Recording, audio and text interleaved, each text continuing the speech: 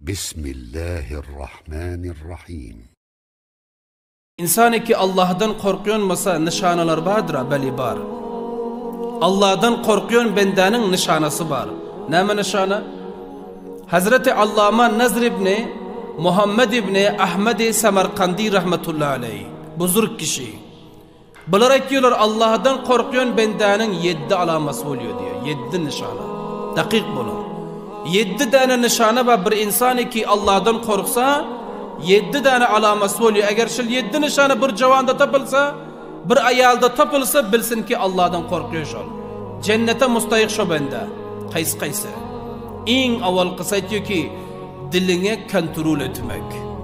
Diline kontrol etmek. Allah Tebarek ve Teala 2 varmak dil veriptir önkü cumalarda bahsedendik.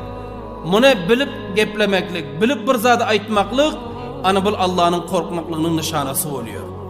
Yalan aytmal değil, bohtan etmel değil, töhmet etmel değil, dil bilen bire davdaşnam bermel değil, diline hifazet etmeli, gıybattan saklamalı. Dilini gıybattan saklamalı. Hali bendeler ikisi 300 bir yere birikse, ne mi? Fulani ne etti ki? Ey fulani, bedbaht ol. Fulani ne etti ki? On tanıyoruz bizler. Tabab olur ol. Barbatlık şuru bulun onun. Hudası mı bizler bendenin? Değil. Rızkın veriyoruz mu? Değil. Sihatmendlik veriyoruz mu? Yok. Kaysi üstüne musibet Allah getirse gidebiliriz mi? Yok. Onda zamanı ki değil mi? Dilin kontrol et. Allah'tan korkun. Bir hadis geliyor ya, ertiyle çıkan bile tamam azalar dile yalvarıyor diyor. Dile yalvartmalıyın bedenimize. Dilin elinden özümüz dozağa gitmeliyin. Gıybet-u davdaşnamdan saklandık, kamyaplık buluyor bizlere.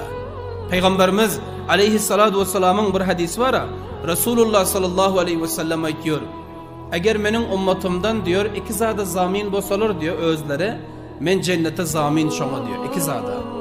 Ummatlarıma eğer 2 zada bana garantilik versin, cennete men zamin şoma diyor. Neme? Dilne ve şermgasına. Dilne ve şermgasına. Dilini saklasın ve şermgasını haram yolu masraf etmesin. Ana şu rakam işetti mi cennete men zamin diye Peygamberimiz aleyhisselam diyor. Peygamberimizin zamanatı 100% oluyor, garanti olsa. 100% yani. Anın dışından malum oldu. Bir insan ki Allah'tan korkuyorluğunu bilecek olsanız, dilini saklar, dilini kontrol eder. Mecliste birinin izzet-u abruhu dökülüyor. Birinin izinden ayıpları aydılıyor. Bu bende sükut ediyor.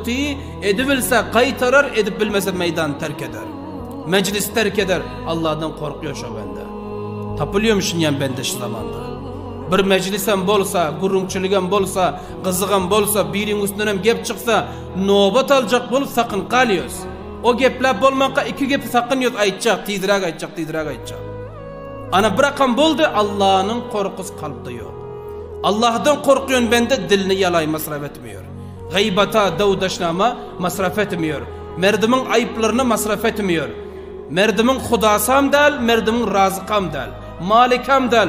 Özünde razıkam vardır, malikam vardır, halikam vardır. Öz işi Allah bile biliyor deyip ana böyle diyor.